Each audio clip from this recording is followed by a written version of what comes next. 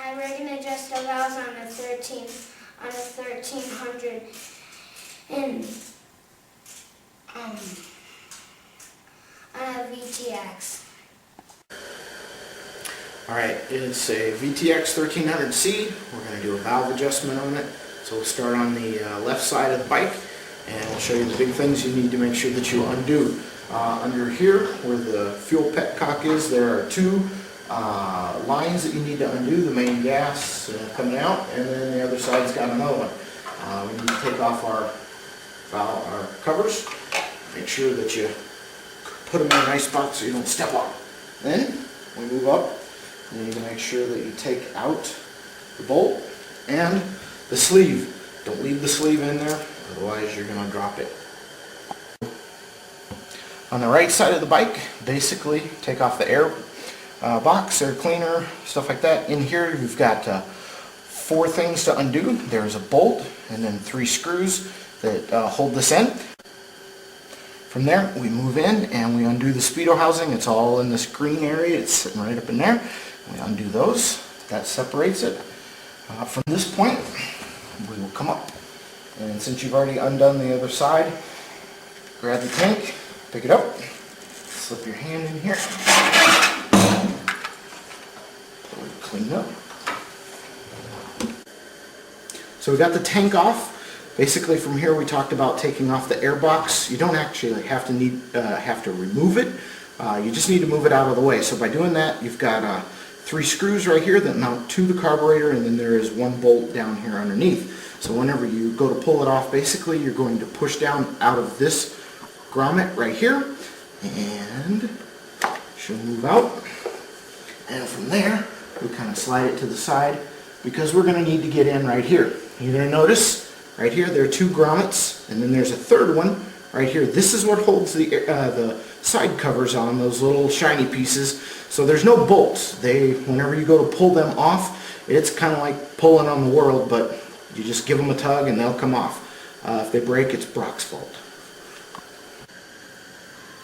So to start the prep on the front cylinder, what we're going to do is this.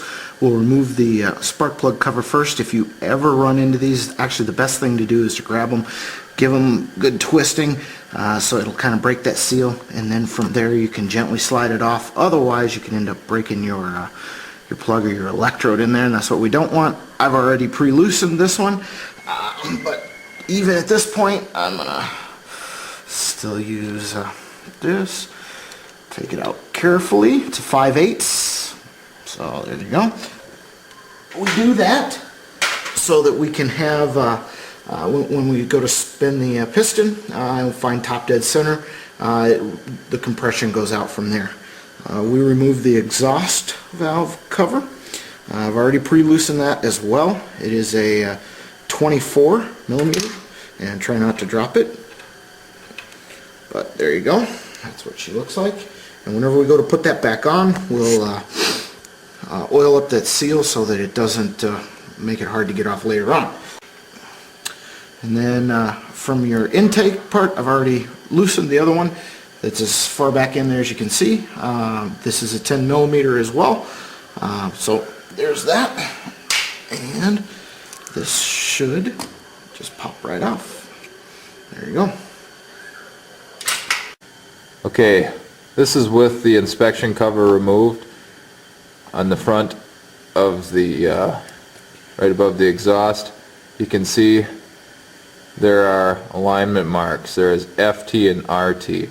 FT is the front cylinder, RT is the right cylinder, top dead center. Those alignment marks have to be lined up in order to do your valve adjustment. In front of the FT, directly towards the front of the bike, there's a little mark in the casting, and you can actually see a little spot in the threads right there where there's a mark.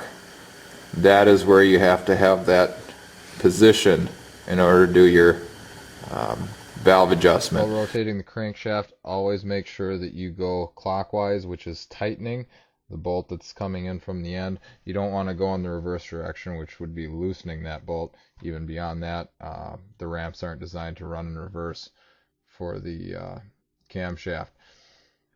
If you watch the lower valve in this picture, that's the exhaust.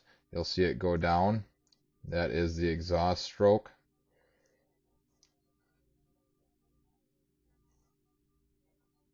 Next will be the intake stroke. You'll watch the valves on the top go down. After that will be the compression, and then the power stroke. You want to stop at the top dead center of the compression stroke. Also make sure that the valves physically wiggle a little bit. That will also let you know that you are in the correct stroke.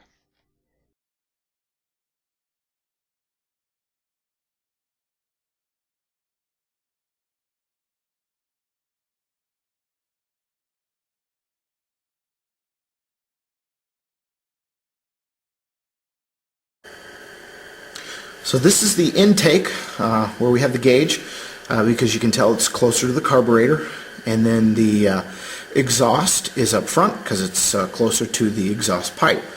At this point we have our feeler gauge in, which if you remember from earlier, the exhaust is set at 12 and the intake is set at 6. So 6 at the intake right back here, 12 up front on the exhaust, and that applies to the back cylinder as well. As you can tell, this is the 6 gauge. It fits in perfectly the way that you would adjust it if you need to. I'm going to kind of just move that to the side a little bit, and we'll show you on this one. Is you would come in with your 10, it fits in there, and then you'd come in with your 4, fits on there, and you loosen the 10 and then adjust the 4 from there, tighten the 10 back down, and then you kind of move from there. So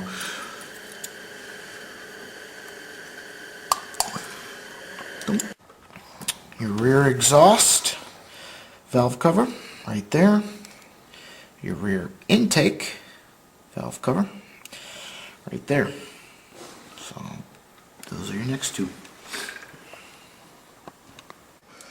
When you go to put your intake and your exhaust valve covers back on, there's a O-ring in there. Make sure that you put some grease on the O-ring, otherwise you can have some problems later on. Some people say just oil, but put some grease on there. Tighten them back down, and the specs will be covered at the end of the video. And now we're at the timing cap cover here.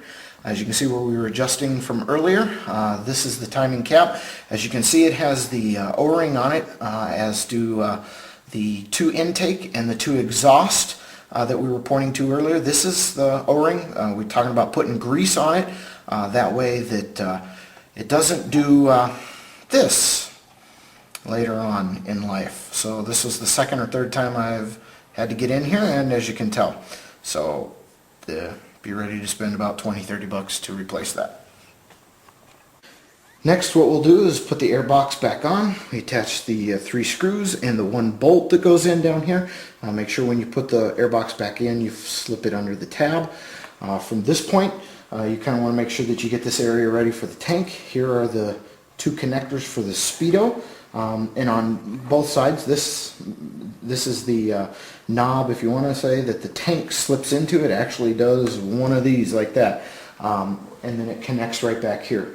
So that's what our next order of business. We'll grab the tank and make it slip into here, connect these 2 back in, make sure that it stays up and under.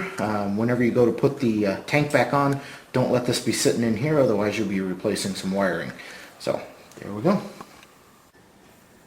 At this point, make sure that you come in and reconnect your 2 fuel lines right in here. Put your valve, your clean valve covers back on. You've already got your bolt in on your seat, and on your tank. Put your seat back on. Connect your bolts. There you go. It's another tech video brought to you by NorthstarRiders.com.